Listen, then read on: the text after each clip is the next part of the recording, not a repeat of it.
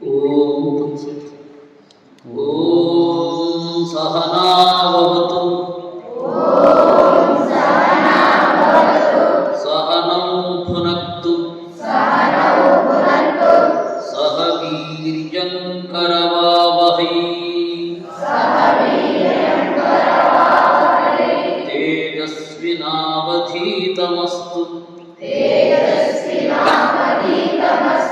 ಮಾ ವಿದ್ವಿಷಾವಹೈ.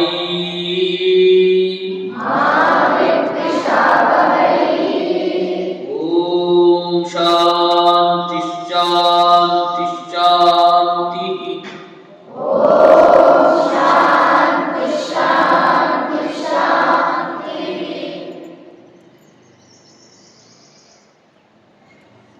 ನಾವು ಇವತ್ತು ನೋಡುವ ಕಥೆ, ನಿನ್ನೆ ನಾವು ಇಂದ್ರ ಮತ್ತೆ ವಿರೋಚನರ ಕಥೆ ನೋಡಿದ್ವಿ. ಅಲ್ಲಿ ನಾವು ತಿಳ್ಕೊಳ್ಬೇಕಾದ್ದೇನು ಗೊತ್ತಾ? ಮತ್ತೆ ಮತ್ತೆ ಕೇಳಬೇಕು. ಒಂದೇ ಸರ್ತಿಗೆ ಕೆಲವೊಂದು ವಿಚಾರಗಳು ಗೊತ್ತಾಗುವುದಿಲ್ಲ.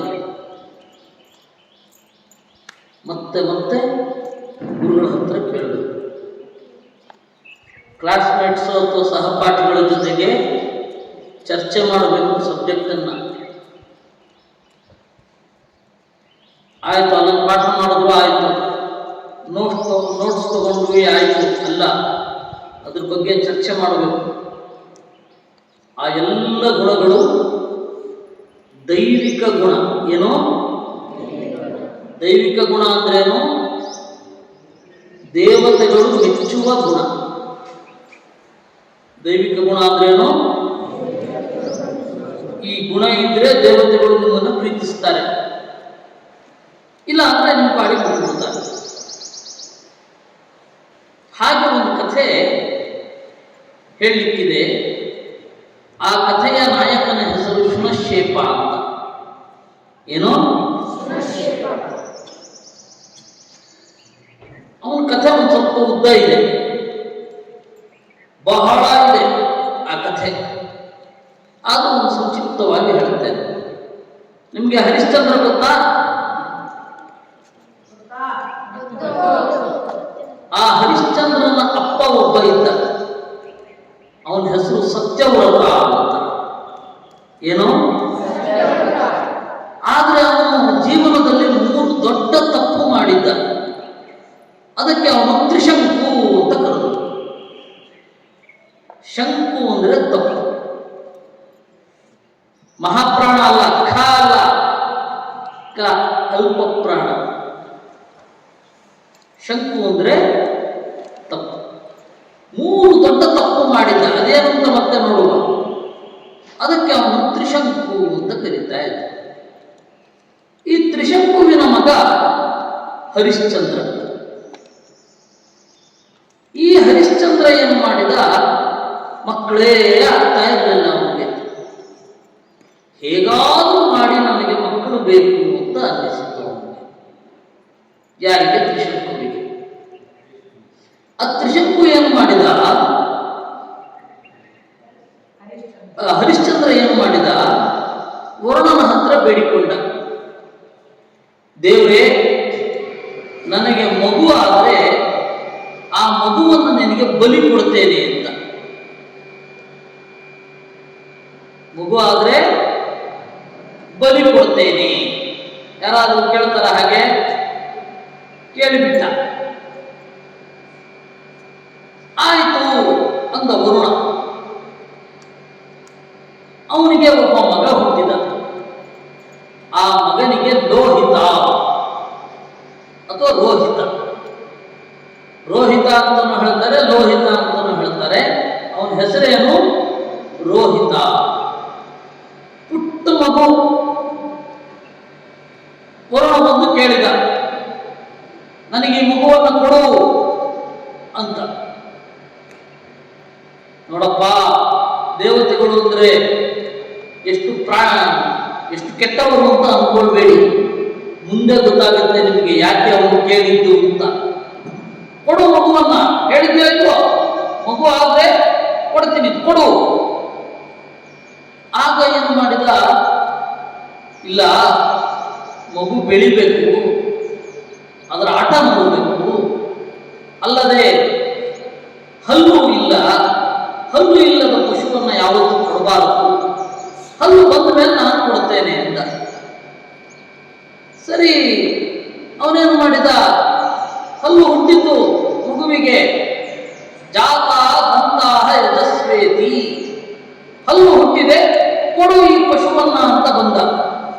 ಅದಕ್ಕೆ ಅವನು ಹೇಳಿದ, ಮನುಷ್ಯ ಪಶು ಅಂತಾದ್ರೆ ಮಾತನಾಡ್ಲಿಕ್ಕೆ ಬರಬೇಕು, ಮಾತಾಡಿ ಆದ್ಮೇಲೆ ಕೊಡ್ತೀನಿ ಅಂತಂದ. ಸರಿ, ಮಾತಾಡ್ಲಿಕ್ಕೆ ಬಂತು ಮಗುವಿಗೆ. ಮತ್ತೆ ಅವನ ಬಂದ, ಸುಭಾಷಸ್ತು ಮೇಯದೇತಿ, ಚೆನ್ನಾಗಿ ಮಾತು ಬರುತ್ತೆ ಈ ಮಗುವಿಗೆ, ಕೊಡು. ಅದಕ್ಕೆ ಇವನು ಹೆಂಗೆ ಮಗು ಕೊಡೋದು?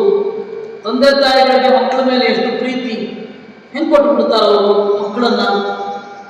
ಅದಕ್ಕೆ ಅವನೇನು ಮಾಡಿದ, ಇಲ್ಲ ಈಗ ಕೊಡೋಲ್ಲ, ಇನ್ನೊಂದು ಸ್ವಲ್ಪ ದೊಡ್ಡವನಾಗಲಿ ಆಮೇಲೆ ಕೊಡ್ತೇನೆ, 13 ವರ್ಷದ ಹುಡುಗ ಆಗಲಿ ಆಮೇಲೆ ಕೊಡ್ತೇನೆ ಅಂತಂದ. ಆಯ್ತು, ಮಗುವಿಗೆ 13 ವರ್ಷನೂ ಆಯ್ತು. ಪೂರ್ಣ ಬಂದ. ಆಗ ಇಲ್ಲ ಇಲ್ಲ, ಇನ್ನೊಂದು ವರ್ಷ ಬಿಟ್ಟು ಕೊಡ್ತೇನೆ ಅಂತಂದ. ಇಷ್ಟು ಹೊತ್ತಿಗೆ ವರುಣ ಬಂದು ಕೇಳ್ತಾ ಇದ್ದದ್ದನ್ನ ಎಲ್ಲ ಮಂತ್ರಿಗಳು ನೋಡಿದ್ರು. ಆ ಮಂತ್ರಿಗಳು ಮತ್ತೆ ವರುಣ ಇದು ಬಂದಕ್ಕೆ ಹೋಗಿದ್ದಕ್ಕೆ ಹರಿಶ್ಚಂದ್ರನ ಜೊತೆ ಕುತ್ಕೊಂಡು ಮಾತಾಡ್ತಾ ಇದ್ರು. ಇನ್ನು ಅನಿವಾರ್ಯ ಕೊಟ್ಟು ಬಿಡಬೇಕಾಗತ್ತೆ ಅಂತ. ಅದನ್ನ ಕೇಳಿಸಿಕೊಂಡ ಹುಡುಗ 13 ವರ್ಷ ಆಗಿತ್ತಲ್ಲ, ಕಾಡಿಗೆ ಓಡಾಕಿಬಿಟ್ಟ, ನನ್ನನ್ನು ಬಲಿ ಕೊಡ್ತಾರೆ ಅಂತ. ಏನ್ ಮಾಡ್ದ? ಕಾಡಿಗೆ ಓಡಾಡೋದ. ಯಾಕೆಂದ್ರೆ ನಾನು ಇಲ್ಲಿದ್ರೆ ಬಲಿ ಕೊಡ್ತಾರೆ ಅಪ್ಪ ಅಮ್ಮ. ಓಡಿ ಹೋದ ಕಾಡಿಗೆ. ಅವಾಗ ವರುಣನಿಗೆ ಸಿಟ್ಟು ಬಂತು.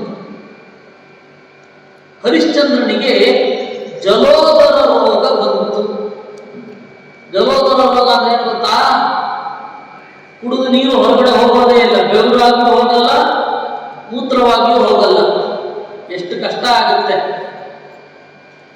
ಹೊಟ್ಟೆ ಉಬ್ಬರಿಸ್ಕೊಂಡು ನಡಿಲಿಕ್ಕಾಗ್ತಾ ಇಲ್ಲ, ತಡಿಲಿಕ್ಕಾಗ್ತಾ ಇಲ್ಲ, ನೋವು, ಒದ್ದಾಡ್ತಾ ಇದ್ದಾನೆ.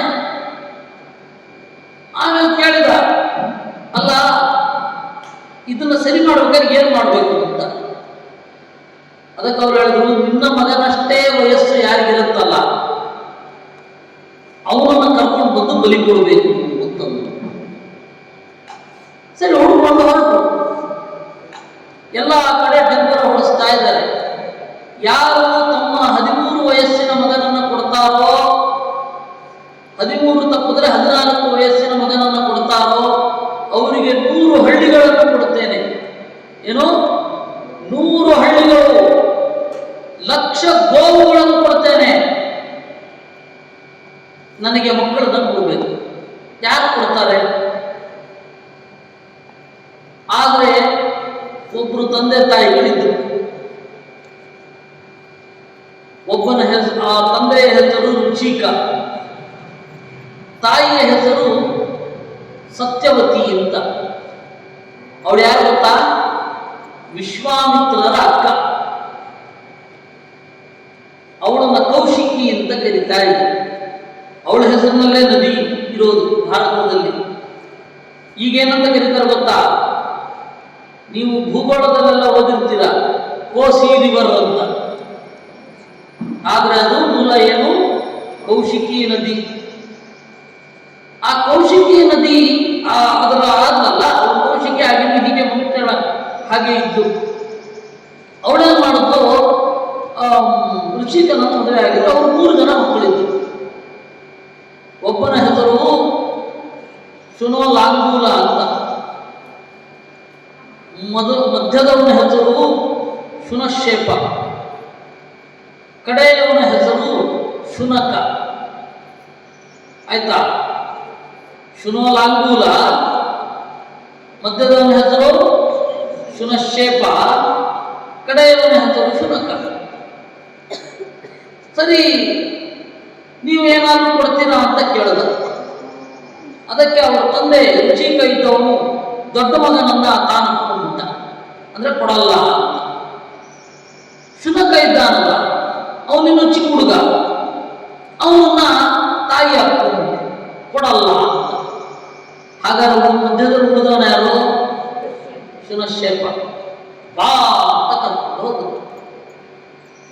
ಇವನು ಹೋಗ್ತಾ ಇದ್ದಾನೆ ಕಣ್ಣೀರಿಡ್ತಾ, ಅಯ್ಯೋ ದೇವರೇ, ನಾನು ಅಪ್ಪನಿಗೂ ಬೇಡವಾದೆ, ಅಮ್ಮನಿಗೂ ಬೇಡವಾದೆ.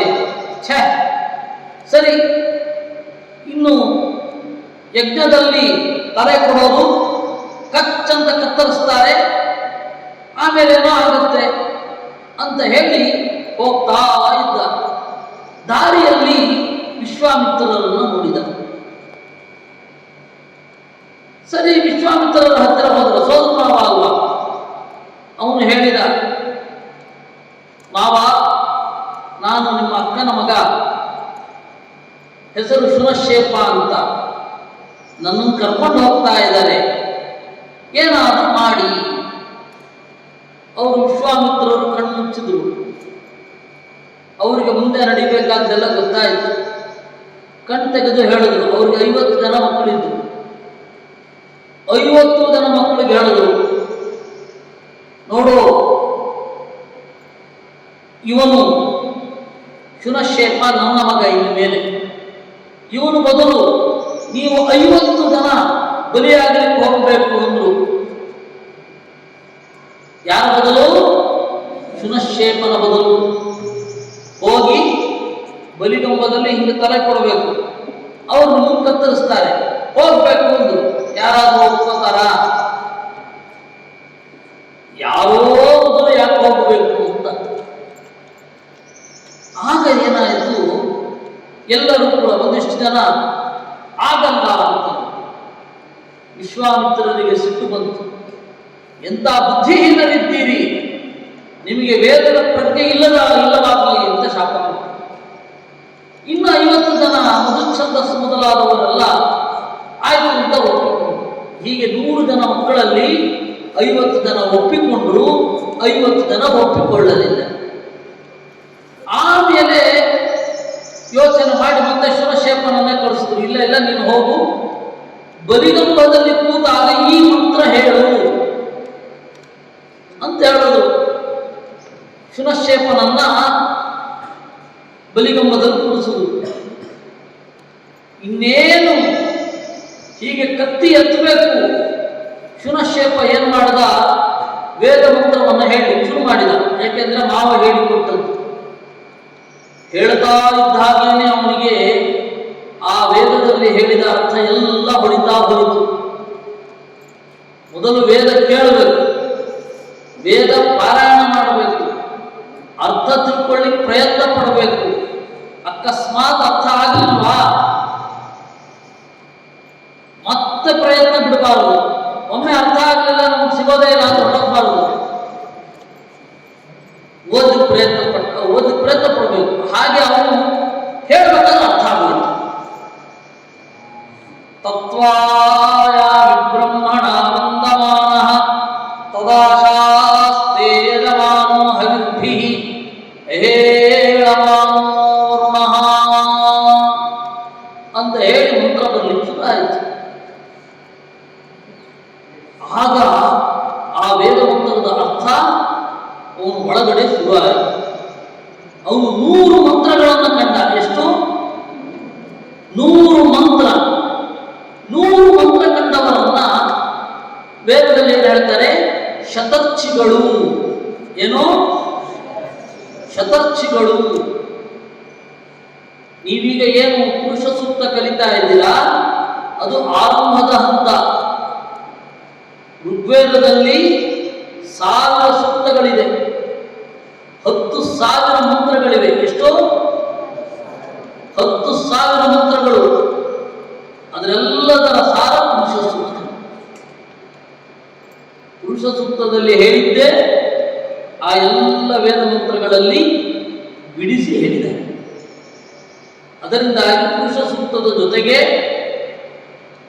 ಆಮೇಲೆ ಇದು ಆರಂಭದ ಮೆಟ್ಟಿಲು, ಮೊದಲ ಮೆಟ್ಟಿಲು. ಆಮೇಲೆ ಪುರುಷ ಸೂಕ್ತವನ್ನು ಸೇರಿ ಎಲ್ಲ ಅರ್ಥ ಮಾಡಿಕೊಳ್ಬೇಕು. ಮುಂದೆ ಹೇಳಿದ ಅನೇಕ ವಿಚಾರಗಳನ್ನು ಇವರು ಕಾಣುತ್ತಾರೆ. ಶತರ್ಷಿ 100 ಮಂತ್ರಗಳನ್ನು ಕಂಡವ. ಆ ಶುನಶ್ಶೇಪ ಏನು ಮಾಡಿದ? ಸೂರ್ಯನನ್ನು ಪ್ರಾರ್ಥನೆ ಮಾಡಿದ. ಚಿತ್ರಂ ದೇವಾನಾಂ ಉದಗಾದನೀಕಂ ಚಕ್ಷುರ್ಮಿತ್ರಸ್ಯ ವರುಣಸ್ಯಾಗ್ನೇಃ ಅಂತ. ಓ ಸೂರ್ಯನೇ, ನೀನು ಎಲ್ಲರಿಗೂ ಕಣ್ಣು ಕೊಡುವವನು. ಸೂರ್ಯನ ಬೆಳಕಿದ್ರಲ್ವಾ ಕಣ್ಣು ಕಾಣುವುದು. ಸೂರ್ಯನ ಅನುಗ್ರಹ ಇದ್ರೆ, ಈ ಕಣ್ಣಿನಲ್ಲಿ ಸೂರ್ಯ ಇದ್ರೆ ನೀವು ಬೇರೆ ಕಾಣೋದು. ಸೂರ್ಯ ಇಲ್ಲದೆ ಹೋದರೆ ಕಣ್ಣು ಕಾಣೋಲ್ಲ. ಕಣ್ಣು ಚೆನ್ನಾಗಿದೆ, ಸೂರ್ಯ ಇಲ್ಲ, ಏನು ಕಾಣಲ್ಲ, ಕತ್ತಲು. ಸೂರ್ಯ ಇದ್ದಾನೆ, ಕಣ್ಣು ಕಾಣೋದಿಲ್ಲ, ಆದರೂ ಏನು ಪ್ರಯೋಜನ ಇಲ್ಲ. ಕಣ್ಣು ಕಾಣಬೇಕು,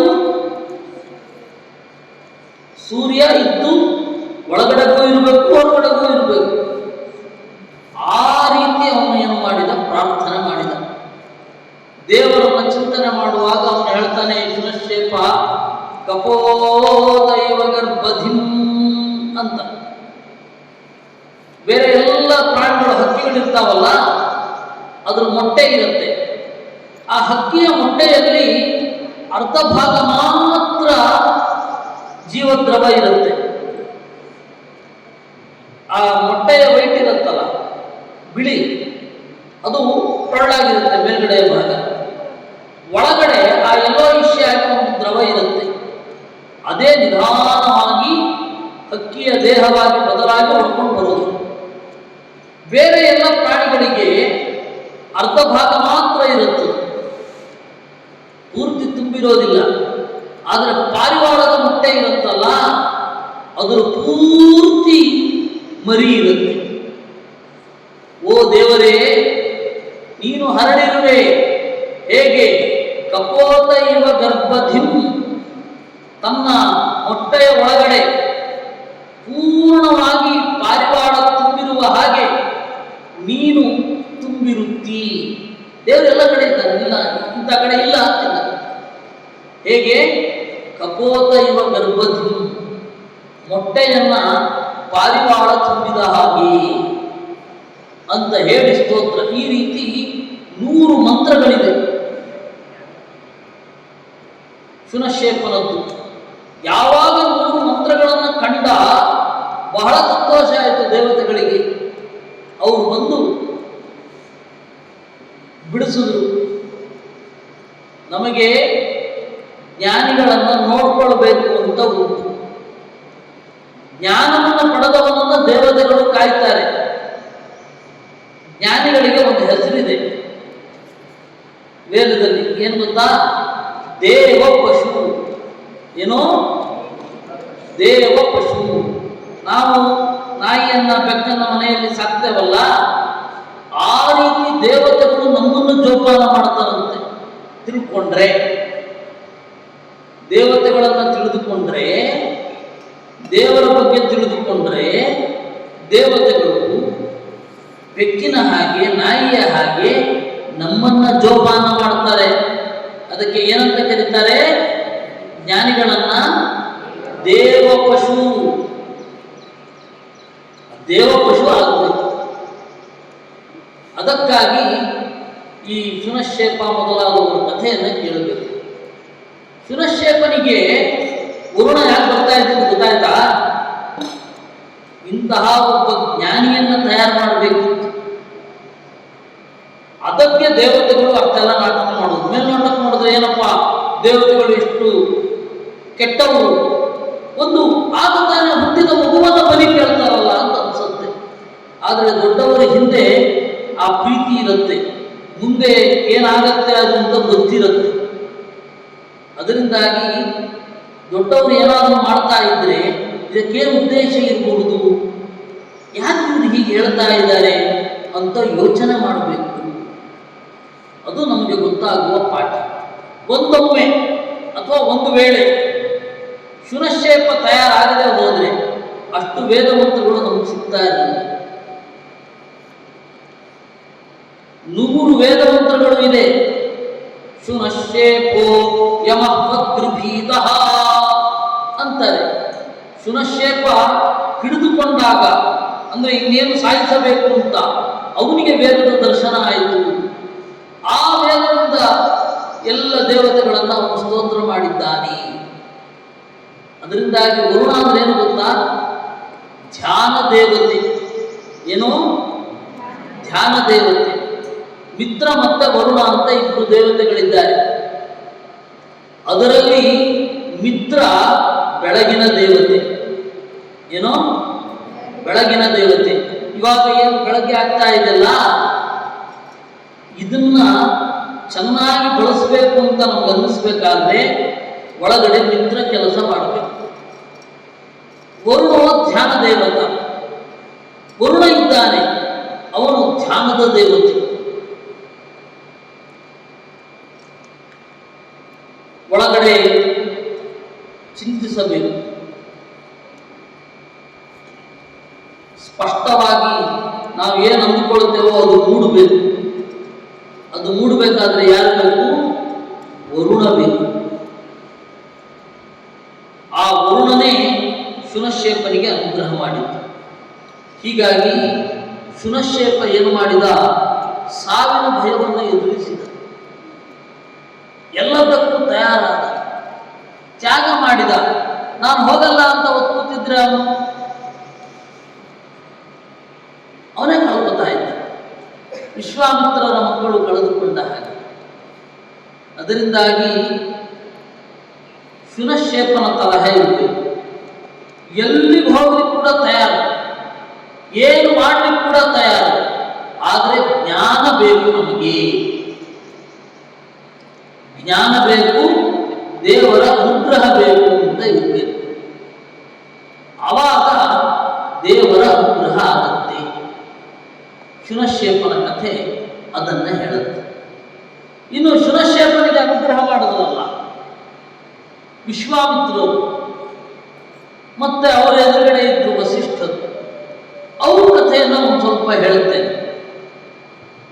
ಏನು ಅಂದರೆ, ಈ ನೀವು ಪ್ರಸಿದ್ಧ ಗಾಯತ್ರಿ ಮಂತ್ರ ಕೇಳಿದ್ದೀರ. ತತ್ಸವಿತುರ್ವರೆಣ್ಯಂ ಭರ್ಗೋ ದೇವಸ್ಯ ಧೀಮಹಿ ಧಿಯೋ ಯೋ ನಃ ಪ್ರಚೋದಯಾತ್. ಇದನ್ನ ಬ್ರಹ್ಮಗಾಯತ್ರಿ ಅಂತ ಕರೀತಾರೆ. ವಿಶ್ವಾಮಿತ್ರ ಗಾಯತ್ರಿ ಅಂತ ಕರೀತಾರೆ. ಓಂ ಭೂರ್ಭುವಸ್ವಃ ಅನ್ನೋದು ಸೇರಿದ್ದಾರೆ. ವಿಶ್ವಾಮಿತ್ರರು ಏನು ಈ ಎತ್ತರವನ್ನು ಪಡೆದಿದ್ದು? ಎಲ್ಲ ವೇದಗಳ ಸಾರ ಅದು. ಎಲ್ಲ ವೇದಗಳು ಗಾಯತ್ರಿ ಮಂತ್ರವನ್ನು ಹೇಳಲಿಕ್ಕೆ ಹೊರಟಿದ್ದು. ಏನು ಅಷ್ಟೊಂದು ಮಹತ್ವ ಅದಕ್ಕೆ ಹೇಳ್ತಾ ಇದ್ದಾರೆ ನೋಡಿ. ವಸಿಷ್ಠರು ಅಂತ 7 ಜನ ಋಷಿಗಳಲ್ಲಿ ಒಬ್ಬರು. ರಾಮನ ಗುರುಗಳು ಗೊತ್ತಾ? ಅದೇ ವಸಿಷ್ಠರು. ರಾಮ ಹುಟ್ಟೋದಕ್ಕಿಂತ ಬಹಳ ಮೊದಲು ಆ ವಸಿಷ್ಠರು ಏನು ಮಾಡ್ತಾ ಇದ್ರು? ಒಂದು ಆಶ್ರಮದಲ್ಲಿ ಕುಳಿತುಕೊಂಡು ತಪಸ್ಸು ಮಾಡ್ತಾ ಇದ್ರು. ಆವಾಗ ಋಷಿಗಳ ದಿನಚರಿ ಏನು ಗೊತ್ತಾ? ಹಸು ಇರುತ್ತೆ. ಹಸುವಿನ ಹಾಲನ್ನು ಕರೆದು ಅದನ್ನ ದೇವರಿಗೆ ಅರ್ಪಣೆ ಮಾಡೋದು, ಅಗ್ನಿಹೋತ್ರದ ಮೂಲಕ ಅರ್ಪಣೆ ಮಾಡೋದು. ಆಮೇಲೆ ಆ ಹಸುವನ್ನು ಬಿಟ್ಬಿಡೋದು. ಆ ಹಸು ಹೋಗಿ ಗುಡ್ಡ ಎಲ್ಲ ತಿನ್ಕೊಂಡು ಬರುತ್ತೆ. ಗುಡ್ಡದಲ್ಲಿರುವ ಎಲ್ಲ ಹುಲ್ಲುಗಳನ್ನು ತಿನ್ಕೊಂಡು ಬರುತ್ತೆ. ಮಧ್ಯಾಹ್ನ ಬಂದರೆ ಮತ್ತೆ ಮಧ್ಯಾಹ್ನ ಕರೆದು ಹಾಲು ಮಾಡಿ ಆ ಹಾಲನ್ನು ತೆಗೆದು ಸ್ವಲ್ಪ ಕಾಯಿಸಿ ಪುರೋಡಾಶ ಮಾಡಿ ಹೋಮ ಮಾಡೋದು. ಮತ್ತೆ ಹಸುವನ್ನು ಬಿಟ್ಬಿಡೋದು. ಕೆಲವೊಂದು ಹಸುವನ್ನು ಉಳಿಸ್ಕೊಂಡಿರ್ತಾರೆ. ಅದು ಸಾಯಂಕಾಲಕ್ಕೆ 3 ಹೊತ್ತು ದೇವರ ಧ್ಯಾನ, ಜಪ, ಅಗ್ನಿಹೋತ್ರ ಮಾಡ್ಕೊಂಡಿರ್ತಾರೆ. ಮತ್ತೇನು ಮಾಡ್ತಾ ಇರಲಿಲ್ಲ. ತತ್ವಶಾಸ್ತ್ರ ವಿಚಾರ ಮನೆಗೆ ಬಂದವ್ರ ಜೊತೆಗೆ. ಆ ಥರದ ಕಾಲ ಒಂದಿತ್ತು. ಇವತ್ತೆಲ್ಲ ನಮ್ಗದನ್ನು ಊಹೆ ಕೂಡ ಮಾಡ್ಕೊಳ್ಳಿಕ್ಕೆ ಸಾಧ್ಯ ಇಲ್ಲ. ಆ ಥರದ ಕಾಲ ಇತ್ತು. ಅಲ್ಲಿಗೆ ಒಬ್ಬ ರಾಜ ಬಂದ. ಅವನ ಹೆಸರು ವಿಶ್ವರಥ ಅಂತ. ಅವನೇ ಮುಂದೆ ವಿಶ್ವಾಮಿತ್ರ ಆಗೋದು. ಅವನ ಹೆಸರೇನು? ವಿಶ್ವರಥ. ಬೇಟೆಗೆ ಅಂತ ಬಂದ್ರೆ ಆವಾಗ ನೂರಾರು ಜನ ಸಾವಿರಾರು ಜನ ಬರ್ತಾ ಇದ್ರು. ನಿಮಗೆ ಇನ್ನು ಚಿಕ್ಕ ಮಕ್ಕಳು, ನಿಮಗೆ ಗೊತ್ತಾಗೋದಿಲ್ಲ. ಮನೆಗೆ 10 ಜನ ಬಂದ್ಬಿಟ್ರೆ ಜಾಸ್ತಿ, ಅವಾಗ ಗೊತ್ತಾಗತ್ತೆ. ನೀವೇ ಅಡಿಗೆ ಮಾಡಲಿಕ್ಕೆ ಗೊತ್ತಾದಾಗ ಅದು ಅರ್ಥ ಆಗುತ್ತೆ ಎಷ್ಟು ಕಷ್ಟ ಅಂತ. ನಾನು ಚಿಕ್ಕವನಾಗಿರ್ಬೇಕಾದ್ರೆ ಆಟ ಆಡ್ಬೇಕಾದ್ರೆ ನನ್ನ ಫ್ರೆಂಡ್ಸ್ ಕರ್ಕೊಂಡು ಹೊರಟೋಗ್ತಾ ಇದ್ದೆ. ನಮ್ಮಮ್ಮ ಹೇಳಿದ್ರು, ಬರೋದಕ್ಕೆ ತೊಂದರೆ ಇಲ್ಲ, ಮೊದಲೇ ಹೇಳಿ ಬಾ, ಕರ್ಕೊಂಡು ಬಾ ಅಂತ. ಹಾಗೆ ಮೊದಲೇ ಹೇಳಿ ಕರ್ಕೊಂಡು ಹೋದರೆ ಸರಿ. ಇದ್ದಕ್ಕಿದ್ದಾಗೆ ಒಬ್ಬ ರಾಜ ಸಾವಿರಾರು ಜನ ಪರಿವಾರದ ಜೊತೆಗೆ ಬಂದ್ಬಿಟ್ರೆ ವಸಿಷ್ಠರು ಹೇಳಿದ್ರು ಇಲ್ಲೇ ಊಟ ಕೇಳಬೇಕು ಅಂತ.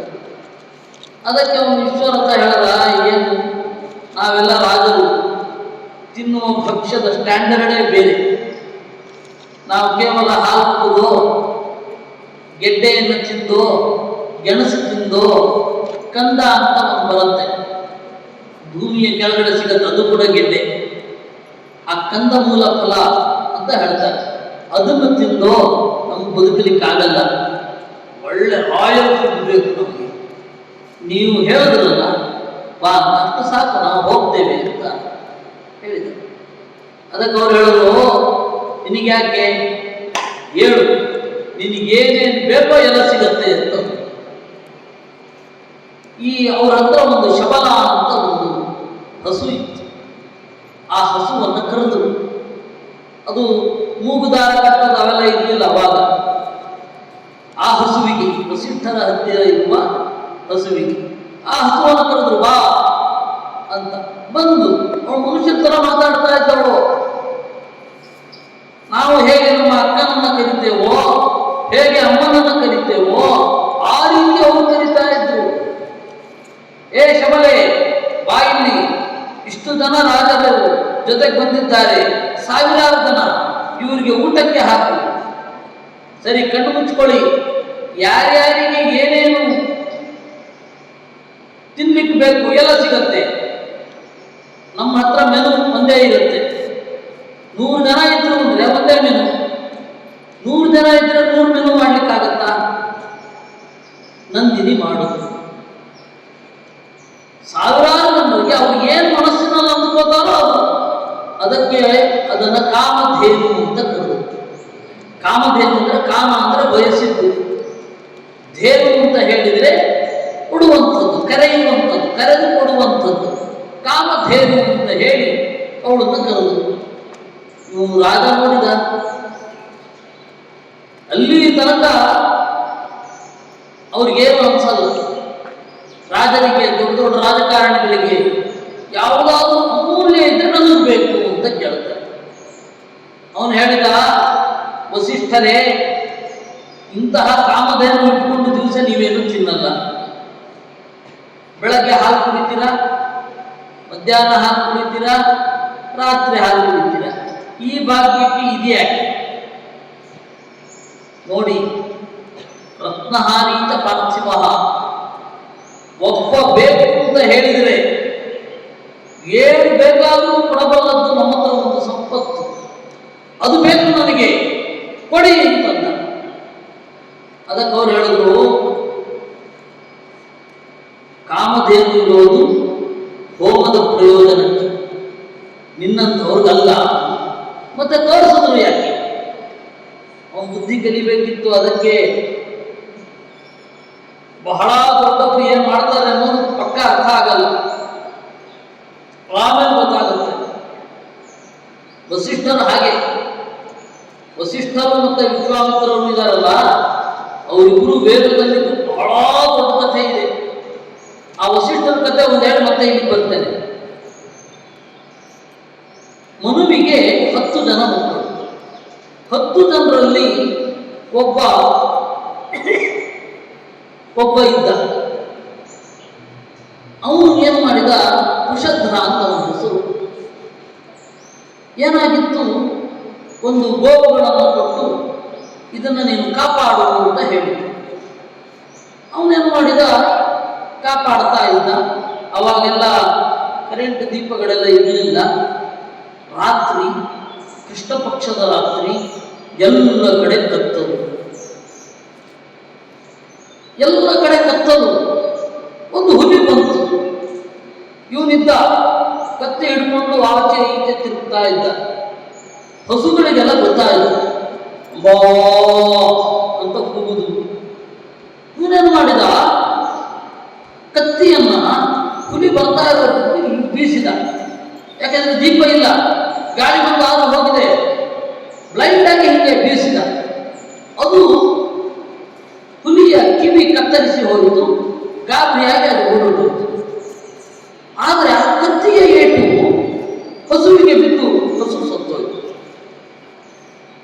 ಇದು ಗೊತ್ತಾದ ಮಾರನೇ ದಿವಸ ವಸಿಷ್ಠರು, ನೀನು ರಾಜನಾಗದಿರು, ನಿನ್ನನ್ನು ಯಾರು ಸೇರಿಸದೆ ಎಂದು ಶಾಪ ಕೊಟ್ಟರು. ವೃಷದ್ರ ಏನ್ ಮಾಡಿದ ಗೊತ್ತಾ?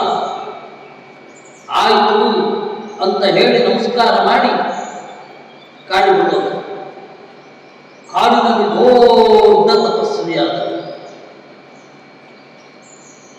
ಗೊತ್ತಾ? ಕಾಡಿನಲ್ಲಿ ದೊಡ್ಡ ತಪಸ್ವಿಯಾದ. ವಸಿಷ್ಠರ ಇಂಟೆನ್ಷನ್ ಅದು ಗೊತ್ತೇ ಇರಲಿಲ್ಲ ಯಾರಿಗೂ. ಅದರಿಂದಾಗಿ ಗುರುಗಳ ಮನಸ್ಸಿನಲ್ಲಿ ಏನಿದೆ ಅಂತ ತಿಳ್ಕೊಳ್ಳೋದು ಒಂದು ಶಕ್ತಿ. ಅದು ಕೆಲವೊಮ್ಮೆ ತಡವಾಗಿ ತಿಳಿಯುತ್ತೆ. ಇದು ಹಾಗೆ ಆಯಿತು. ಯಾಕೆ ವಿಶ್ವಾಮಿತ್ರನಿಗೆ ತೋರಿಸಿದ್ದು? ರೂಮ್ ಒಳಗಡೆ ಕರ್ಕೊಂಡೋಗಿ ಇವರಿಗೆಲ್ಲ ಏನೇನು ಬೇಕು ಅಂತ ಹೇಳಿಸಿ ಅಲ್ಲಿ ತಂದು ನನ್ನ ತಪೋಬಲದಿಂದ ಆಗಿದೆ ಅಂತ ಕೊಟ್ಬಿಡ್ಬೋದಿತ್ತು. ಆದರೆ ಹಾಗೆ ಮಾಡಲಿಲ್ಲ ಅವರು. ಯಾಕೆ ಅಂದರೆ ವಿಶ್ವಾಮಿತ್ರ ಪಾಠ ಕಲಿಬೇಕು. ವಿಶ್ವಾಮಿತ್ರ ಪಾಠ ಕಲಿಬೇಕು. ಅದಕ್ಕೆ ಅವರೇನು ಮಾಡಿದ್ರು, ಎಲ್ಲರ ಎದುರುಗಡೆ ತೋರಿಸಿದ್ರು. ನಮಗ್ ಬೇಕು ಅಂತ ಅವರು. ಯಾರು? ವಿಶ್ವರಥ. ಅವನೇ ಮುಂದೆ ವಿಶ್ವಾಮಿತ್ರ ಆಗಿದ್ದಲ್ಲ, ನನಗ್ ಬೇಕು. ಅದಕ್ಕೆ ಅವ್ರು ಹೇಳಿದ್ರು, ಕೊಡೋದಿಲ್ಲ. ಸಿಟ್ಟು ಬಂತು. ನೀವು ಕೊಡದಿದ್ರೇನಂತೆ, ಅಷ್ಟು ಜನ ಸೈನಿಕರಿದ್ದಾರೆ, ಬನ್ನಿ ಸೈನಿಕರೇ, ಕರ್ಕೊಂಡು ಹೋಗಿ. ಎಲ್ಲ ಬಂದು ಹಗ್ಗ ಬಿಚ್ಚಿ ಆ ಹಸುವನ್ನು ಹಿಡ್ಕೊಂಡು ದಾರ ಎಳ್ಕೊಂಡು ಅಲ್ಲಿ ಶುರು ಮಾಡೋದು. ಆವಾಗ ಆ ಹಸು ಕೇಳಿತು, ನಂದಿನಿ ಇತ್ತು ಅದರ ಹೆಸರು, ಅಥವಾ ಶಬಲ, ಬೇರೆ ಬೇರೆ ಬಣ್ಣ ಇತ್ತು, ಅದರಿಂದ ಶಬಲ ಅಂತ ಕರೀತಾರೆ. ವಸಿಷ್ಠರೇ, ನಾನು ನಿನಗೆ ಬೇಡ ಆಜ್ಞೆ, ರಕ್ಷಿಸಿ ಅಂತ ಹೇಳಿತು. ಅದಕ್ಕೆ ವಸಿಷ್ಠರು ಹೇಳಿದ್ರು, ನಿನ್ನ ನೀನು ರಕ್ಷಿಸಿಕೋ, ನಾನು ಯಾಕೆ ರಕ್ಷಣೆ ಮಾಡಲಿ? ಆಗ ಆ ಹಸು ಏನು ಮಾಡಿತು, ಎಲ್ಲ ಸೈನಿಕರನ್ನ ಸೃಷ್ಟಿ ಮಾಡಿತು. ಯೋನಿ ದೇಶಾಚ್ಚ ಯವನಾಹ ಶಕೃದ್ದೇಶಾತ್ ಶಕಾಹ ಸ್ಮೃತಾಹ. ಹಸುವಿನ ಕೆಚ್ಚರಿನಿಂದ ಒಬ್ಬರು ಬಂದು, ಹಸುವಿನ ಹಿಂದ್ಗಡೆಯ ಭಾಗದಿಂದ ಒಬ್ಬರು ಬಂದು, ಅವರೆಲ್ಲ ಬಂದು ನುಗ್ಗಿ ವಿಶ್ವಾಮಿತ್ರನ ಸೈನಿಕರನ್ನು ಹೊಡೆದು ಎಲ್ಲರನ್ನ ಸಾಯಿಸಿ ದೂರ ತಗೊಂಡೋಗಿ ಹಾಕಿದರು. ವಿಶ್ವಾಮಿತ್ರನಿಗೆ ಗಾಬರಿ. ಆದರೂ ಕೂಡ ಈ ಗೋವು ಬೇಕು ಅಂತ ಹೇಳಿ ಹೋಗಿ ತಪಸ್ಸು ಮಾಡಿದರು. ತಪಸ್ಸು ಮಾಡಿ ಸದಾಶಿವ ಬಂದ, ಏನು ಬೇಕು ಅಂತ ಕೇಳಿದ. ಎಲ್ಲ ಅಸ್ತ್ರಗಳು ಬೇಕು. ಒಂದು ಶಸ್ತ್ರ ಮತ್ತು ಅಸ್ತ್ರ ಅಂತ ಎರಡಿದೆ ಮಕ್ಕಳೇ. ಶಸ್ತ್ರ ಅಂತ ಹೇಳಿದ್ರೆ ಬರೇ ಬಾಣ, ಅಸ್ತ್ರ ಅಂದ್ರೆ ಮಂತ್ರದ ಜೊತೆಗೂಡಿದ ಬಾಣ. ಆಯ್ತಾ? ಅದನ್ನು ಯಾವ್ದು ಬೇಕಾದ್ರೂ ಹಾಕ್ತಾರೆ. ಹುಲ್ಲು ಕಡ್ಡಿಯಲ್ಲಿ ಹಾಕಿ ಎಸೆದವರು ಇದ್ದಾರೆ, ಅಶ್ವತ್ಥ. ಅದರಿಂದಾಗಿ ಅವರೇನು ಮಾಡಿದ್ರು, ಎಲ್ಲ ಅಸ್ತ್ರಗಳನ್ನು ಒಲಿಸಿಕೊಂಡು ಬಂದರು, ಬಿಲ್ಲು ಬಾಣ ಹಿಡ್ಕೊಂಡು ಬಂದು ವಸಿಷ್ಠರಿಗೆ ಹೇಳಿದ್ರು, ಈಗಲಾದರೂ ಕೊಡಬೇಕು ನೀವು ಅಂತ. ಆಗೋಲ್ಲ ಅಂದರು. ಬಾಣಗಳನ್ನು ಎಸೆದು ಎಲ್ಲ ಅಸ್ತ್ರಗಳನ್ನು ಪ್ರಯೋಗಿಸಲಿಕ್ಕೆ ಶುರು ಮಾಡುವುದು. ಅವಾಗ ವಸಿಷ್ಠರು ಬ್ರಹ್ಮದಂಡ ಅಂದರೆ ನಾರಾಯಣ ಅಷ್ಟಾಕ್ಷರ ಅಂತನ್ನುವ ಮಂತ್ರ, ಅದನ್ನ ಒಂದು ದಂಡದಲ್ಲಿ ಹಾಕಿ ಆ ದಂಡವನ್ನು ಮೇಲ್ಗಡೆ ಎಸೆದು ವಿಶ್ವಾಮಿತ್ರರು ಬಿಟ್ಟ ಅಷ್ಟೂ ಬಾಣಗಳನ್ನು ಅದು ನುಂಗಿಬಿಟ್ಟಿತ್ತು. ವಿಶ್ವಾಮಿತ್ರರಿಗೆ ಅಲ್ಲಿಂದ ಶುರುವಾಯಿತು, ಇಲ್ಲ ಇಲ್ಲ ನಾನು ಕೂಡ ಇದನ್ನು ಪಡಿಬೇಕು. ಹಾಗೆ ಪಡೆಯುವಾಗ ಮೊದಲು ತಪಸ್ಸು ಶುರು ಮಾಡುವುದು. ತಪಸ್ಸು ಶುರು ಮಾಡಿದ ಕೂಡಲೇ ಯಾವತ್ತೂ ಸಕ್ಸಸ್ ಆಗಲ್ಲ. ಎಷ್ಟೋ ಸಾವಿರ ವರ್ಷಗಳು ಬೇಕಾಗುತ್ತೆ. ಓದಲಿಕ್ಕೆ ಶುರು ಮಾಡಿದ ಕೂಡಲೇ ಎಲ್ಲ ಗೊತ್ತಾಗತ್ತಾ? ನಿಧಾನವಾಗಿ ಗೊತ್ತಾಗುತ್ತೆ. ಒಂದೊಂದೇ ಮೆಟ್ಟಿಲು ಹತ್ತಿಕೊಂಡು ಹೋಗಬೇಕು. ನನಗೆ ಪ್ರಶ್ನೆಗೆ ಉತ್ತರ ಸಿಗಲಿಲ್ಲ, ಅದರಿಂದಾಗಿ ಉತ್ತರನೇ ಇಲ್ಲ ಅಂತ ಅನ್ಬಾರದು. ತಾಳ್ಮೆಯಿಂದ ಕಾಯಬೇಕು. ಹಾಗೆ ವಿಶ್ವಾಮಿತ್ರರು ಏನು ಮಾಡಿದ್ರು? ತಪಸ್ಸು ಮಾಡಲಿಕ್ಕೆ ಶುರು ಮಾಡಿದ್ರು. ಮೊದಲನೇ ಬಾರಿ ಕೆಡಿಸಲಿಕ್ಕೆ ಮೇನಕಾ ಅಂತ ಬಂದು ಇವರು ಅವ್ರ ಜೊತೆಗೆ ಇದ್ರು. ಅಲ್ಲಿ ಒಂದು ಮಗು ಹುಟ್ಟಿತ್ತು. ಆಮೇಲೆ ಗೊತ್ತಾಯಿತು, ಅಯ್ಯೋ ಇಷ್ಟು ವರ್ಷಗಳ ತಪಸ್ಸು ವೇಸ್ಟ್ ಆಗೋಯ್ತು. ಅವಳೇನ್ ಮಾಡೋದು? ಮಗುವನ್ನ ಕಾಡಿನ ಮಧ್ಯದಲ್ಲಿ ಇಟ್ಟು ಅವಳು ತಪಸ್ಸಿಗೆ ಹೊರಟು, ಅವಳು ಸ್ವರ್ಗಕ್ಕೆ ಹೊರಟೋದು. ವಿಶ್ವಾಮಿತ್ರರು ತಪಸ್ಸಿಗೆ ಅಂತ ಹೊರಟೋದು. ಆ ಮಗು ಇತ್ತಲ್ಲ, ಅದನ್ನ ಹಕ್ಕಿಗಳೆಲ್ಲ ಸುತ್ತುವರೆದು ಯಾರು ಬೇರೆಯವರು ಬರದಂತೆ ಕಾಯ್ತಾ ಇತ್ತು. ಕಣ್ಣವರು ಬಂದು ಆ ಮಗುವನ್ನು ತಗೊಂಡು ಹೋದ್ರು. ಆ ಮಗುವಿಗೆ ಏನ್ ಹೆಸರಿಟ್ಟು ಗೊತ್ತಾ? ಶಕುಂತಲ. ಶಕುಂತ ಅಂದ್ರೆ ಪಕ್ಷಿ. ಪಕ್ಷಿಗಳಿಂದ ಪಾಲಿಸಲ್ಪಟ್ಟವಳು ಅವಳು ಶಕುಂತಲ. ಆಮೇಲೆ ಇನ್ನೊಮ್ಮೆ ರಂಭೆ ಅಂತ ಬಂದು ಅವಳಿಗೆ ಸಿಟ್ಟಿನಿಂದ ಶಾಪ ಕೊಟ್ಟು. ಅದರಿಂದ ತಪಸ್ಸು ಮಾಡುವಾಗ ಸಿಟ್ಟು ಮಾಡ್ಕೋಬಾರದು. ನೀವು ಸಿಟ್ಟು ಮಾಡಿಕೊಂಡ್ರೆ ಮೈಲಿಗೆ ಅಂತ. ಸಿಟ್ಟು ಅನ್ನೋದು ಮೈಲಿಗೆ. ಹಾಗಾದ್ರೆ ನಮ್ಮ ಅಪ್ಪ ಅಮ್ಮ ಪದೇ ಪದೇ ಮೈಲಿಗೆ ಆಗ್ತಾ ಇರ್ತಾರೆ ಅನ್ಬೇಡಿ. ಅದು ನಿಮ್ಮ ಮೇಲೆ ಪ್ರೀತಿಯಿಂದ ಮಾಡುವಂಥದ್ದು. ಅದು ಸಿಟ್ಟಿರಲ್ಲ, ಗೊತ್ತಾಯ್ತಾ? ಸಿಟ್ಟಿರಲ್ಲ. ನಿಮ್ಮ ಮೇಲೆ ಪ್ರೀತಿಯಿಂದ ಮಗು ಒಳ್ಳೆ ದಾರಿ ಹಿಡಿಲಿ ಅಂತ ಹೇಳಿ ಕಂಟೆಂಪ್ಟ್ ಮಾಡಿ ಹೇಳ್ತಾರೆ, ಜೋರು ಧ್ವನಿಯಲ್ಲಿ ಮಾತಾಡ್ತಾರೆ. ಆಗಲೇ ವೀಣಕ್ಕ ಮಾತಾಡೋದ್ರಲ್ಲ ಹಾಗೆ. ಅಲ್ಲಿ ಸಿಟ್ಟಿರಲ್ಲ. ಅಯ್ಯೋ ಮಕ್ಕಳು ಒಳ್ಳೇದು ಕಲೀಲಿ ಅಂತ ಪ್ರೀತಿ ಇರುತ್ತೆ. ಅದರಿಂದಾಗಿ ನಮ್ಮ ಅಪ್ಪ ಅಮ್ಮ ಪದೇ ಪದೇ ಮೈಲಿಗೆ ಆಗ್ತಾ ಇರ್ತಾರೆ ಅನ್ಬೇಡಿ. ಸಿಟ್ಟು ಮೈಲಿಗೆ ಹೌದು, ಆದರೆ ನಿಮ್ಮ ಅಪ್ಪ ಅಮ್ಮ ಆಗೋದು ಸಿಟ್ಟಲ್ಲ, ಶಿಕ್ಷಾ. ಅದರಿಂದ ವಿಶ್ವಾಮಿತ್ರರು ಸಿಟ್ಟು ಮಾಡೋದು, ಅಷ್ಟೂ ತಪಸ್ಸು ನಾಶ ಆಗಿದೆ. ಆಮೇಲೆ ಮತ್ತೆ ತಪಸ್ಸು ಮಾಡೋದು. ಅಯ್ಯೋ ಇದು ಆಗೋದಲ್ಲ ಹೋಗೋದಲ್ಲ ಅಂತ ಬಿಟ್ಬಿಡ್ಲಿಲ್ಲ. ಮಧ್ಯದಲ್ಲಿ ಬರಗಾಲ ಬಂತು, 12 ವರ್ಷದ ಬರಗಾಲ.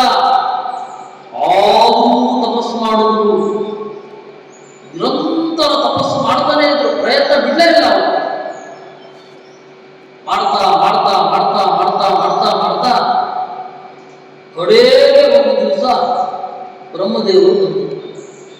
ಬ್ರಹ್ಮದೇವರು ಬಂದು ಹೇಳಿದ್ರು, ನೋಡಪ್ಪ ವಿಶ್ವಾಮಿತ್ರ, ನೀನೀಗ ಎಲ್ಲರಿಗೂ ಮಿತ್ರ ಆಗಿದ್ದಿ, ವಿಶ್ವರಿಗೂ ಮಿತ್ರ. ಮಿತ್ರ ಅಂದ್ರೆ ಏನು ಗೊತ್ತಾ? ಮಿತಿ ಅಂದ್ರೆ ಜ್ಞಾನ, ಅದನ್ನು ತರುವವ, ಜ್ಞಾನವನ್ನ ಕೊಟ್ಟವ. ಯಾವುದು? ಗಾಯತ್ರಿ ಮಂತ್ರ. ಇನ್ನು ಮೇಲೆ ನಿನ್ನ ಹೆಸರು ವಿಶ್ವಾಮಿತ್ರ, ನೀನು ಬ್ರಹ್ಮರ್ಷಿಯಾಗಿದ್ದಿ ಅಂತಂದ್ರು. ನೀವು ಹೇಳಿದ್ರೆ ನನಗೆ ಸಾಕಾಗೋದಿಲ್ಲ, ನನಗೆ ವಸಿಷ್ಠರು ಬಂದು ಹೇಳಬೇಕು, ಅವರು ಸರ್ಟಿಫೈ ಮಾಡಬೇಕು ಅಂತ. ವಸಿಷ್ಠರು ಬಂದರು, ಇಲ್ಲ ನೀವಿನ್ನು ಬ್ರಹ್ಮರ್ಷಿಗಳು ಅಂತ. ಗೊತ್ತಾ?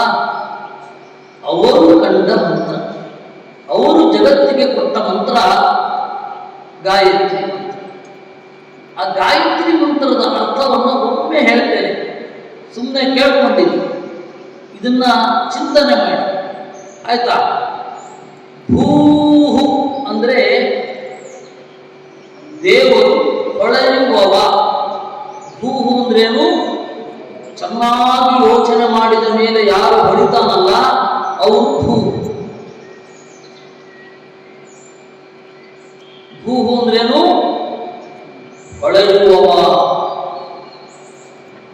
ಎರಡನೆಯದ್ದು ಭುವ, ದೇವರ ಹೆಸರು. ಏನಂತ ಹೊಳಿತಾನೆ ದೇವರು? ಎಲ್ಲರಿಗಿಂತ ಮಿಗಿಲಾದ ತತ್ವ ಅಂತ ಅನಿಸುತ್ತೆ. ಅದಕ್ಕೆ ದೇವರನ್ನು ಭುವಃ ಅಂತ ಕರೆಯುವುದು. ನೆನೆದವರಿಗೆ ಸುಖವನ್ನ ಕೊಡ್ತಾನೆ, ಅದಕ್ಕೆ ಅವನು ಸುವಹ. ಭೂಹು ಅಂತ ದೇವರ ಹೆಸರು. ಭುವಃ ಸುವಹ. ಭೂರ್ಭುವ ಸ್ವಹ ಅಂತ, ಸುವಹನೇ ಸ್ವಹ ಅಂತ ಕರೀತಾರೆ. ಭೂಹು ಹೊಳೆಯುವವ, ಭುವಃ ಮಿಗಿಲಾದವನು, ಸುವಹ ಸುಖಪೂರ್ಣ. ದೇವರು ಸವಿತು. ದೇವರು ಗಂಡ ಹೆಣ್ಣು? ಗಂಡ ಹೆಣ್ಣ ದೇವರು? ಎರಡೂ ಕೂಡ. ಮಧ್ವಾಚಾರ್ಯರು ಹೇಳ್ತಾರೆ ದೇವರು ಗಂಡು ಹೌದು ಹೆಣ್ಣು ಹೌದು ಅಂತ. ಏನು ಗಂಡು ಅಂದ್ರೆ ಏನು, ಹೆಣ್ಣು ಅಂದ್ರೆ ಏನು? ನಮ್ಮನ್ನ ಹೆರುವವಳು ಹೆಣ್ಣು, ಹೆರುವಂತೆ ಮಾಡುವವನು ಗಂಡು. ದೇವರು ಎರಡೂ ಕೂಡ ಈ ಜಗತ್ತನ್ನು ಹೆತ್ತಿದ್ದಾನೆ. ಅದಕ್ಕೆ ದೇವರ ಹೆಸರೇನು? ಸವಿತಾ. ಸವಿತಾ ಅಂದ್ರೇನು? ಜಗತ್ತನ್ನು ಹೆತ್ತವನು. ನೀವೆಲ್ಲ ಒಂದು ಚಿತ್ರ ನೋಡಿರ್ತೀರ. ಆ ಚಿತ್ರದಲ್ಲಿ ನಾರಾಯಣ ಇರ್ತಾನೆ. ನಾರಾಯಣನ ಹೊಕ್ಕಳಿನಿಂದ ಒಂದು ತಾವರೆ ಬಂದಿರುತ್ತೆ. ಆ ತಾವರೆಯಲ್ಲಿ ಬ್ರಹ್ಮ ಕೂತಿರ್ತಾನೆ. ಅರ್ಥ ಏನು ಗೊತ್ತಾದದ್ದು? ಆ ತಾವರೆ ಅಂತಂದ್ರೆ ಬ್ರಹ್ಮಾಂಡ ಅನ್ನುವ ತಾವರೆ. 14 ಲೋಕಗಳು ಅನ್ನುವ ತಳ ಇದೆ. ಬ್ರಹ್ಮಾಂಡ ಅಂದ್ರೆ ಬ್ರಹ್ಮಾಂಡವೇ ತಾವರೆ ತರಹ ಇರುತ್ತೆ. ದೇವರು ತಾನೇ ಹೆತ್ತಿದ್ದಾನೆ. ಅದಕ್ಕೆ ಹೊಕ್ಕಳ ಕಡೆಯಿಂದ ಬಂದಿರುತ್ತೆ, ಹೊಕ್ಕಳ ಒಳಗಡೆಯಿಂದ. ಅದಕ್ಕೆ ದೇವರು ಏನಂತ ಕರೀತಾರೆ? ಸವಿತಾ. ಸವಿತಾ ಅಂದ್ರೇನು? ಹೆತ್ತವ, ತಾಯಿಯಾಗಿರುವ ದೇವರು. ತಾಯಿ ದೇವರ ವರೇಣ್ಯಂ ಶ್ರೇಷ್ಠವಾದ ರೂಪ. ತತ್ ಎಲ್ಲೆಡೆ ಇದ್ದಾನೆ ದೇವರು. ಇಲ್ಲಿಲ್ಲ ಅಲ್ಲಿದ್ದಾನೆ ಅಂತ ಹೇಳಿ ಬರುತ್ತಾನೆ. ಜಗತ್ತಿನಲ್ಲಿ ಎಲ್ಲ ಕಡೆ ಇದ್ದಾನೆ, ಜಗದಾಚೆಗೂ ಇದ್ದಾನೆ. ಆ ದೇವರು ಸೂರ್ಯನ ಒಳಗಡೆ ಇದ್ದು ಭರ್ಗ ನಮಗೆಲ್ಲ ಬೆಳಕು ಕೊಟ್ಟು ಅರಿವು ಕೊಟ್ಟು ರಕ್ಷಣೆ ಮಾಡ್ತಾ ಇದ್ದಾನೆ. ಅದಕ್ಕಾಗಿ ದೇವರನ್ನು ಭರ್ಗ ಅಂದು. ಇದೆಲ್ಲ ಮಾಡೋದು ದೇವರಿಗೆ ಕಷ್ಟ ಆಗತ್ತಾ? ಇಲ್ಲ, ಸುಲಭ. ಅವನಿಗೆ ಸುಸ್ತೇ ಇಲ್ಲ ದೇವರಿಗೆ. ಅದಕ್ಕೆ ದೇವಸ್ಯ. ದೇವಸ್ಯ ಅಂತ ಏನು ಗೊತ್ತಾ? ಆಯಾಸವಿಲ್ಲದೆ ಎಲ್ಲ ಮಾಡ್ತಾನೆ ಅಂತ. ದೇವರಿಗೆ ಈ ಜಗತ್ತು ಒಂದು ಆಟ. ದೇವ ಅಂತ ಅದನ್ನು ಕರೆಯುವುದು. ದೇವರು ಅಂದ್ರೇನು? ಪ್ಲೇಯರ್ ಅಂತ ಅರ್ಥ, ಆಡುವವ. ದೇವಸ್ಯ, ಇಂತಹ ದೇವರನ್ನು ಧೀಮಹಿ ನಾವೆಲ್ಲರೂ ಚಿಂತಿಸೋಣ. ಏನ್ ಮಾಡ್ಬೇಕು? ನಹ ಧಿಯ ಪ್ರಚೋದಯ. ನಮ್ಮ ಬುದ್ಧಿ ಸರಿಯಾಗಿರ್ಬೇಕು. ನಮ್ಮ ಬುದ್ಧಿ ಇಲ್ಲಿ ಒಳಗಡೆ ನೆಟ್ಟಿಗಿದ್ರೆ ಹೊರಗಡೆ ಎಲ್ಲ ನೆಟ್ಟಿಗಿರುತ್ತೆ.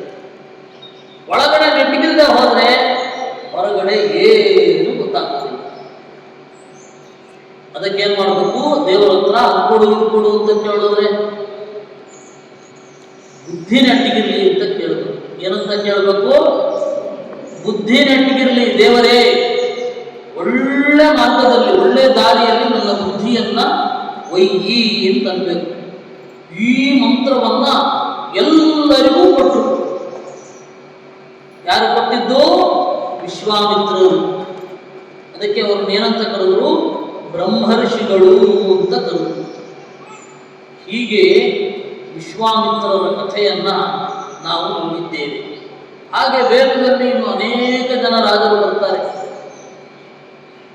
ಅನೇಕ ಜನ ರಾಜರು. ಅದರಲ್ಲಿ ಒಬ್ಬ ಕಲ್ಮಾಶಪಾದ ಅಂತ. ಈ ಈ ವಸಿಷ್ಠರು ಮತ್ತು ವಿಶ್ವಾಮಿತ್ರರಿಗೆ ಸಂಬಂಧಪಟ್ಟ ಕಥೆ. ಅದನ್ನ ನೋಡೋಣ, ನಾಳೆ ನೋಡೋಣ. ಓಂ ಸಹನಾವವತು ಸಹನೌ ಭುನಕ್ತು ಸಹ ವೀರ್ಯಂಕರವಾವಹೈ ತೇಜಸ್ವಿನಾವಧೀತಮಸ್ತು ಮಾ ವಿದ್ವಿಷಾವಹೈ.